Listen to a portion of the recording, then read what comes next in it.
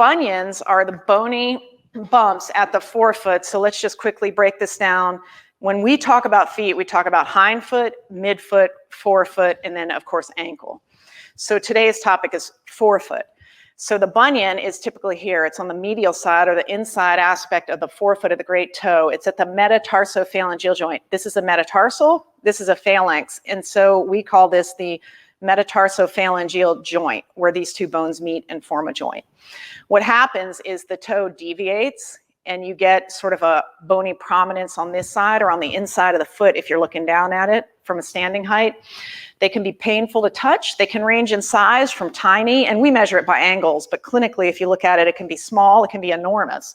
You can have a crossover toe, you can have calluses, you can start to get flexion deformities of the other toes.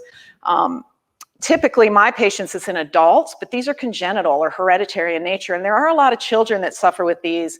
I try to avoid surgery in children if at all possible, and there's a lot of non-operative ways to treat bunions. We'll talk about those.